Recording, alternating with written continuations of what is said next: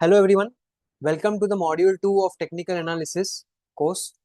तो इस चैप्टर में अब हम चैप्टर 1 समझेंगे, the framework technical analysis and its applications. Actually में टेक्निकल एनालिसिस है क्या? तो टेक्निकल एनालिसिस एक टूल है मार्केट को, स्टॉक मार्केट में कंपनीज को आइडेंटिफाई करने के लिए, या फिर स्टॉक मार्केट में कौन सी कंपनी में इन्वेस्ट करना है या फिर ट्रेड करना है। जो भी आपका व्यू है, जो भी आप ट्रेडर हो, तो कैसे आप यूज कर सकते हो टेक्निकल एनालिसिस को, और अगर आप इन्वेस्टर हो तो उसको कैसे यूज कर सकते हो, वो हम समझेंगे। फॉर एग्जाम्पल, अभी मैं आपको एक स्टोरी समझा रहा हूँ। मैं चाइना गया हूँ, ठीक है, और मैं चाइना यहाँ पे घूमने के लिए गया हूँ, और मुझे उस कंट्री की लैंग्वेज आती नहीं है। तो मैं शाम को वहाँ पे घूम रहा हूँ और मुझे भूख लगी है, और मैं वहाँ पे चलते चलते स्ट्रीट्स पे देख रहा हूँ, बहुत सारे स्ट्रीट वेंडर्स है। कम से कम 20-25 स्ट्रीट वेंडर्स है। तो वो स्ट्रीट वेंडर्स सब अलग अलग जो खाने के प्रोडक्ट्स है वो बेच रहे हैं, और मुझे एक्चुअली में कुछ समझ नहीं आ रहा कि मैं क्या खाऊं वहाँ पे। तो मैंने क्या किया ना, मेरे पास अभी यहाँ पे दो ऑप्शन है। मैं क्या करूंगा कि या तो मैं खड़ा रह जाऊं एक जगह पे, यहाँ पे मैं कहीं पे साइड में खड़ा हो जाऊं, और फिर मैं चेक करूं कि कौन सा वेंडर है जो सबसे ज्यादा सेलिंग कर रहा है, या फिर जो सबसे ज्यादा प्रोडक्ट बेच रहा है, या फिर कोई खा रहा है, सबसे ज्यादा भीड़ कहाँ पे है। तो मेरे पास दो चीजें, या तो मैं देख लूं कि सबसे ज्यादा कहाँ पे भीड़ है, वहां पे जाके मैं अपना जो भी मुझे खाना है वो खा लूं। और दूसरी चीज है कि मैं हर एक स्ट्रीट वेंडर के पास जाऊं, वहां पे कम से कम 20-25 स्ट्रीट वेंडर्स है, तो उन सब स्ट्रीट वेंडर्स के पास जाऊं और उनको पूछूं कि आपके पास क्या है, आपने क्या बनाया, इसको कैसे बनाया, इसमें क्या इंग्रेडिएंट्स यूज किए, ये इंग्रेडिएंट्स आपने कहाँ से लाए। तो ये प्रोसेस जो है मेरा, हर एक जो स्ट्रीट वेंडर है उनको पूछने का, ये एक बहुत बड़ा प्रोसेस हो जाएगा। तो ये जो प्रोसेस है, ये हमको लॉन्ग प्रोसेस है, ये प्रोसेस में हमको नहीं जाना है, या फिर हमको जाना भी है तो इसके एक अलग एडवांटेजेस है। और जो फर्स्ट वाला तरीका है जो मैंने आपको समझाया, कि मैं एक जगह पे साइड में खड़ा हो जाऊं और वहां पे देखूं कि क्राउड सबसे ज्यादा कहाँ पे खा रहा है या फिर कहाँ पे भीड़ है, उस भीड़ को देख के मैं अपना डिसीजन ले लूं, इसी चीज को हम कहते हैं टेक्निकल एनालिसिस। अगर मैं सिंपल एग्जांपल में आपको बताऊं तो यहाँ पे मैंने क्या किया, पब्लिक को देखा, पब्लिक सबसे ज्यादा कहाँ पे खा रही है, वो अच्छा वो स्ट्रीट पे खा रही है, तो मैंने वो स्ट्रीट गया, वहां पे उस वो जो भी बना रहा था वो मैंने खा लिया। तो जब मैं पब्लिक का या फिर क्राउड का बिहेवियर देख के जब मैं उसके ऊपर डिसीजन लूं, वो चीज को मैं सिंपली करता हूँ टेक्निकल एनालिसिस में। वो सिंपली है technical analysis. Technical analysis is the analysis of the price. Price को हमको जो कंपनीज के शेयर्स है या कोई भी चीज हो, फॉर एग्जांपल बॉन्ड्स हो, सिक्योरिटीज हो, वर्ल्ड मार्केट हो, कोई भी मार्केट हो, टेक्निकल एनालिसिस वैसे ही काम करेगा जैसे सब जगह पे ऑल ओवर इंडिया में काम कर रहा है या फिर पूरे वर्ल्ड में काम कर रहा है। क्योंकि एक्चुअली एंड में कोई भी मार्केट हो, कोई भी कंट्री हो, जहाँ पे लोग शामिल है, वहां पे साइकोलॉजी जो है वो एक ही होगी। जहाँ पे लोग है वहां पे इमोशंस है, जहाँ पे लोग है वहां पे ग्रीड है, जहाँ पे इंसान है वहां पे इमोशंस है। तो वो जो भी इमोशंस होते हैं वो क्राउड के प्राइस में आ जाते हैं। मतलब जो भी ऑल ओवर इंडिया से, फॉर एग्जांपल पूरे इंडिया से कोई भी शेयर्स में बाइंग और सेलिंग कर रहा है, तो वो बाइंग और सेलिंग को करने का रीजन मुझे नहीं पता, लेकिन मुझे पता है कि क्या किया है मेजोरिटी क्राउड ने। जैसे मैंने एग्जांपल में बताया था कि सबने वो 25 स्ट्रीट्स थे, 25 स्ट्रीट्स में से वो स्ट्रीट पे सबसे ज्यादा भीड़ थी, और वहां पे जाके मैंने खाना खा लिया। तो ये था टेक्निकल एनालिसिस।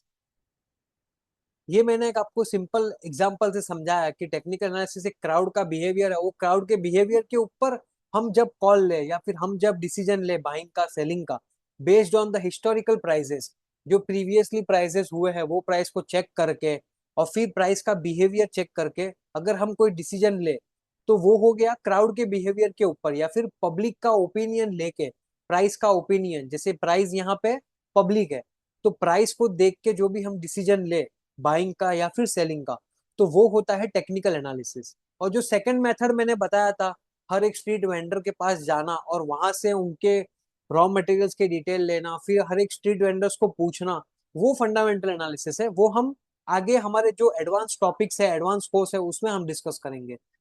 तो चैप्टर 1 में टेक्निकल एनालिसिस क्या है वो मैंने आपको बता दिया, अजम्पशंस ऑफ टेक्निकल एनालिसिस। अभी टेक्निकल एनालिसिस के कुछ अजम्पशंस है, जैसे मार्केट डिस्काउंट्स एवरीथिंग। मार्केट को सब पता है, मार्केट को सब पता है। मैं जब ये बोल रहा हूँ इसका मतलब है कि प्राइस जो है ना आपके सामने, उसके ऊपर हर एक डिटेल दी गई है।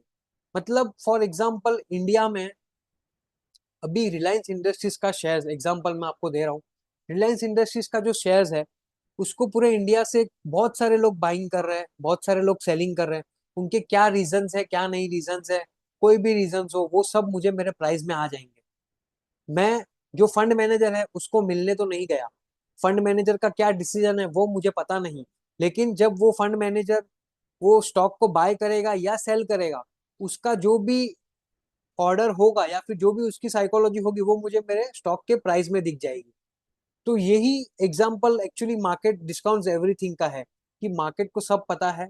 और प्राइस, जो प्राइस है दैट इज एक्चुअली में प्राइस इज गॉड, भाव भगवान है ऐसा बोलते हैं। तो मार्केट में ऐसा ही है कि मार्केट डिस्काउंट्स एवरीथिंग। आपको ऐसा लग रहा है कि अभी आने वाले टाइम में कंपनी ऐसा ये करेगी वो करेगी, लेकिन वो सब जो रिजल्ट्स है वो पहले ही हो जाएंगे। मार्केट डिस्काउंट्स एवरीथिंग, मार्केट को सब पता है। प्राइस में जो भी इंफॉर्मेशन है वो सब आपके सामने है। That is basic the meaning of market discounts everything. The how is more important than why. अभी इसका मतलब है why the insider bought the stock is not important, but how the price reacted to the insider action is important. how price how price is more important actually, कि उसने क्यों bye किया वो जानना जरूरी नहीं है। कोई भी हो पूरे इंडिया में पूरे वर्ल्ड में कोई भी वो कंपनी के शेयर्स को बाय करे, उसने क्यों बाय किया वो जानना हमको जरूरी नहीं है। लेकिन उसके बाय करने के बाद उस प्राइस ने क्या बिहेव किया वो जानना बहुत जरूरी है। यही है प्राइस और साइकोलॉजी, प्राइस के एक्शन को समझना।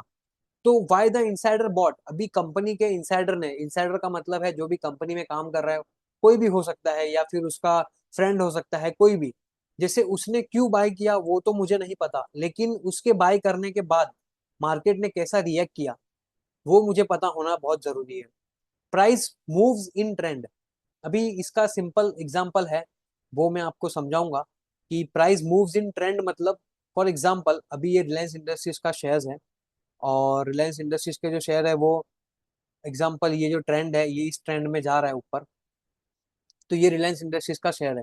यहाँ पे जब कंपनी लिस्ट हुई थी तो 100 रुपीज का प्राइस था, और आज जो है वो ऑलमोस्ट 600 के आसपास है एग्जाम्पल। तो ये जो ट्रेंड है ये प्राइस का ट्रेंड है, मतलब प्राइस मूव करती है एक ट्रेंड में। अभी इस ट्रेंड में आप देखोगे कि बीच में ऐसे फेज है जहाँ पे ये प्राइस नीचे आ रहा है, ये देख रहे हो, यहाँ पे ये नीचे आया, फिर यहाँ पे एक नीचे आया, यहाँ पे एक नीचे आया। तो ये जो फेज है ये प्राइस का ट्रेंड है, ये फेज है। जब स्टॉक ने अपनी जर्नी स्टार्ट की, मतलब जब स्टॉक है जो 100 रुपए से 600 रुपए पे गया, उसके बीच ने उसने क्या क्या किया क्या क्या नहीं किया, वो है ट्रेंड। तो बेसिकली आप देख रहे हो ये ट्रेंड, ये एक बुलिश ट्रेंड है। मतलब जैसे मैंने आपको प्रीवियस चैप्टर में समझाया था बुल मार्केट, जैसे रिलायंस के शेयर्स में एक बुलिशनेस बनी हुई है, एक तेजी का बाजार बना हुआ है। बुलिशनेस में कैसे पता चला, हमको उसके स्टॉक प्राइस को देख के पता चला कि भाई 100 रुपए का स्टॉक था वो आज 600 रुपया हो गया है, और ये उसका चार्ट है, ये उसका पैटर्न है। तो ये है basically price. Price moves in trend. History tends to repeat itself, कि जो हिस्ट्री है जो हुआ है वो ही होगा। ऐसा एक प्राइस एक्शन में या फिर टेक्निकल एनालिसिस में एक कहावत है कि जो हुआ है वैसा ही होगा। कोई कोई चीज इस दुनिया में नई नहीं हो रही है, मतलब new, that is nothing new. कोई ना कोई जो जो भी चीज हुई है या फिर जो होने वाली है वो पहले कहीं पे हुई होगी। तो that is the meaning of history repeats itself, कि जो हिस्ट्री में हुआ है वो हो सकता है होगा। इसका मतलब क्या है वो मैं आपको एक एग्जाम्पल में देता हूँ। कि ये जो स्टॉक था ये 100 रुपीज पे था, फिर 100 से 90 गया, फिर ऊपर गया, फिर ऊपर गया, फिर नीचे गया, फिर ऊपर गया, ऐसे करते करते इसने एक ये 200 के आसपास एक सेलिंग आई, और 200 से स्टॉक 150 पे आया, और 150 से वापस से 170 पे आया। ऐसे करते करते ये स्टॉक ने एक रेंज बनाई, ठीक है। और अभी स्टॉक यहाँ पे है 190 के आसपास। तो अभी मुझे पता है कि ये रिलायंस इंडस्ट्रीज ने ये जो 200 का प्राइस है इसको कभी ब्रेक नहीं किया, और हो सकता है अभी ये ब्रेक कर दे। क्यों क्यों ब्रेक कर दे, क्योंकि प्राइस ऑलरेडी यहाँ पे आ गया है, और यहाँ पे बुलिशनेस बनी हुई है स्टॉक्स में। तो अब क्या होगा, ये जो बायर है वो बाय करेगा और ये प्राइस ऊपर जाएगा। क्योंकि रिलायंस इंडस्ट्रीज अभी बाइंग के रीजंस क्या है वो बहुत सारे हो सकते हैं। वो कंपनी के फंडामेंटल्स हो सकते हैं, उसके जो भी प्लान्स है वो हो सकते हैं।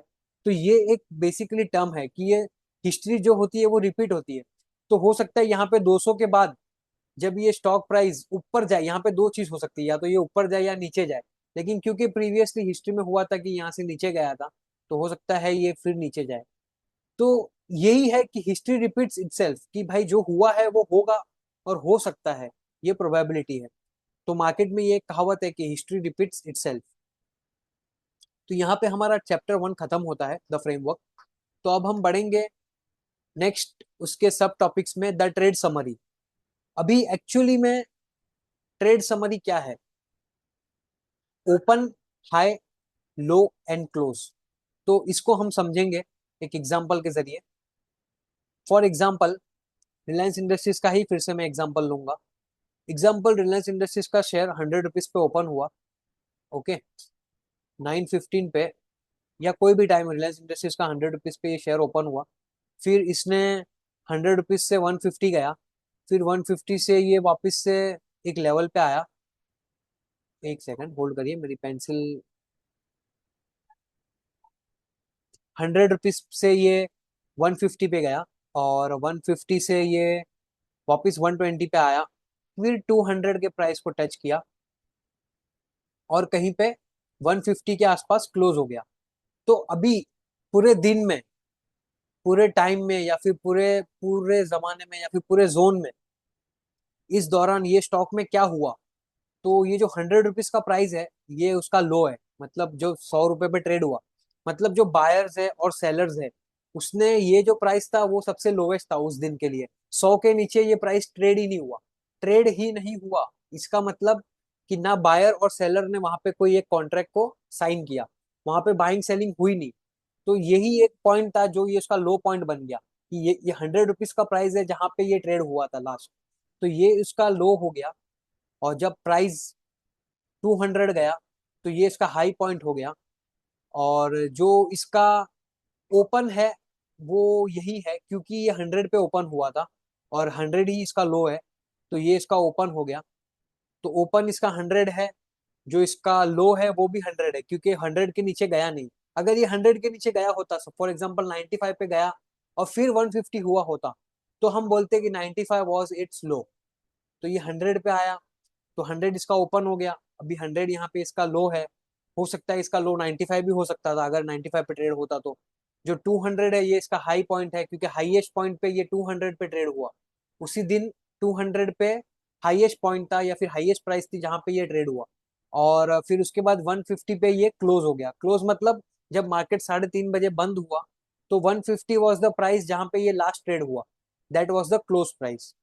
तो ये है ट्रेड का समरी। मतलब उसका ओपन क्या होता है, उसका हाई क्या होता है, उसका लो क्या होता है, और उसका क्लोज क्या है। अभी चार्टिंग द डेटा पॉइंट्स, अभी ये जो डेटा है उसको चार्ट करना है। फॉर एग्जांपल मेरे को प्लॉट करना है, तो कैसे मैं प्लॉट करूंगा? तो अब हम समझते हैं एक एग्जांपल के जरिए। तो फॉर एग्जांपल जैसे मैंने बताया आपको कि चार्टिंग कैसे करेंगे अब हम। तो ये 100 से, for example Reliance industries 100 rupees पे था, और फिर 100 से ये 150 गया, फिर 120 आया। फिर यहाँ पे फिर यहाँ पे 150 आया, फिर ये 200 गया। और ये जो हो रहा है, ये जो इसका ओपन है, ये जो इसका हाई है, और यहाँ पे कहीं पे ये क्लोज हुआ। तो ये जो पूरा फेज हुआ है, इसको अगर हम प्लॉट करें, तो अगर प्राइस को देखना है हमको, और प्राइस को एनालिसिस करना है, प्राइस का एनालिसिस करना है कि शेयर का एनालिसिस करना है। टेक्निकल एनालिसिस में हम सिर्फ प्राइस को एनालाइज करते हैं, इसीलिए हम टेक्निकल एनालिसिस बोलते हैं इसको। तो अगर इसको एनालाइज करना है तो दो तरीके हैं। एक है कि लाइन चार्ट। ये जो मैंने बनाया है ये लाइन चार्ट है। इससे आपको पता चलता है कि लाइंस लाइंस में मतलब कि ये ओपन था, ये इसका हाई था 200, जो इसका हाई था। जो 160 है ये इसका क्लोज था। ये लाइन मेथड है। लाइन मेथड में भी हम चार्टिंग को यूज करके प्राइस को देख सकते हैं, लेकिन अगर हमको इसको सिंपलेस्ट टर्म में या फिर इसको स्टोरी में समझना है, तो हम इसको कैंडल स्टिक्स में पढ़ना चालू करेंगे। तो इसको बोलते हैं चार्टिंग, कि उसको चार्टिंग्स में कैसे करें। तो एक एक स्टडी है by the name of charting, जिसमें क्या होता है, ये जो पूरा हुआ है इसको हम एक कैंडल्स में बनाएंगे। फॉर एग्जाम्पल, ये एक कैंडल है और यहाँ पे ये जो लो है, ये कैंडल का लो है। और इसके बाद रिलायंस इंडस्ट्रीज में buying I, buying I, buying I. और फिर यहाँ पे कहीं पे ये 150 का इसने हाई मार दिया और यहाँ पे ये क्लोज हो गया। तो अगर मैं इसको समझूं, तो ये यहाँ पे क्लोज जो हुआ है, ये इसका लो पॉइंट है। ये कैंडल जो है, ये बुलिश कैंडल है।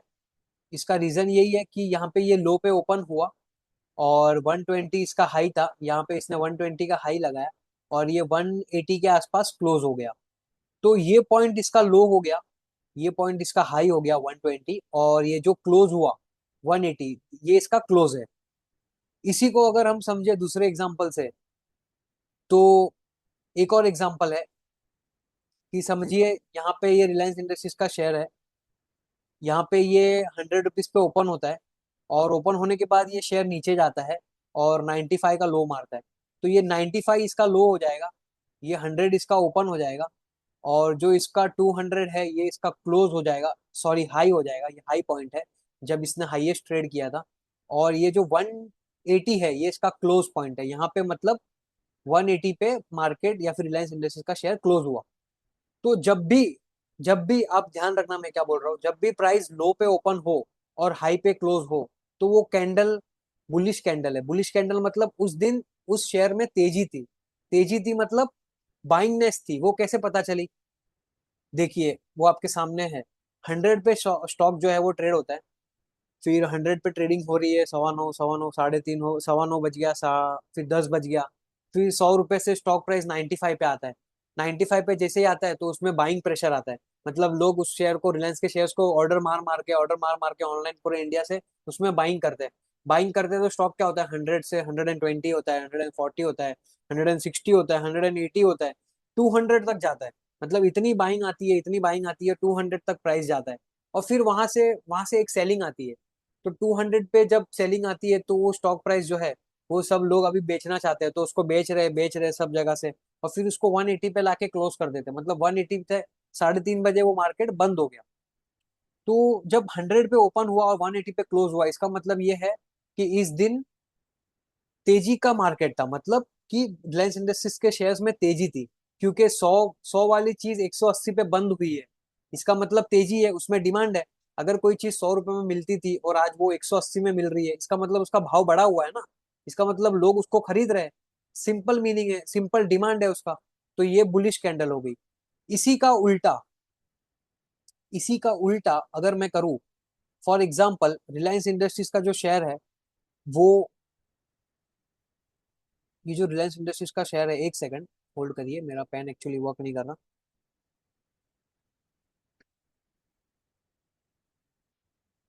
समझिए सेम एग्जांपल कि ये यहाँ पे ये जो इसका ओपन है, ये जो ओपन है ये इसका 200 है। तो 200 इसका ओपन हो गया। फॉर एग्जांपल ये 200 पे ओपन होता है और 210 का ये हाई मार देता है। ठीक है। और फिर उसके बाद ये लो मारता है ऑलमोस्ट 100 का, 100 का ये लो मारता है और क्लोज कहीं पे 120 पे हो जाता है। ठीक है।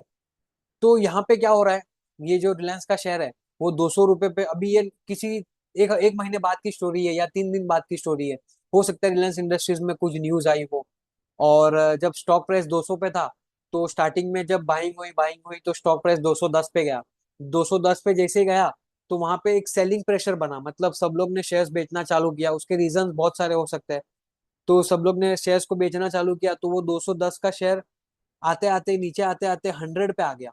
मतलब 210 से सेलिंग चालू हुई, सब लोग ने माल बेचना चालू किया, सेलिंग सेलिंग बढ़ते गई और प्राइस को 100 पे ला दिया। फिर 100 पे एक ऐसा पॉइंट आया कि सबको लगा कि अभी बाई करना चाहिए, बाई करना चाहिए। तो थोड़े लोगों ने बाइंग की उसमें और प्राइस को 120 पे क्लोज किया। तो अभी इसमें क्या हुआ कि प्राइस 200 पे ओपन हुआ, मतलब हाई पे ओपन हुआ था। एक्चुअली हाईएस्ट प्राइस पे ओपन हुआ था और लोवेस्ट प्राइस पे क्लोज हुआ है। 3:30 बजे ये प्राइस जो है वो 120 पे बंद हो जाता है। इसका मतलब अभी ये कैंडल जो है ये बियरिश कैंडल है।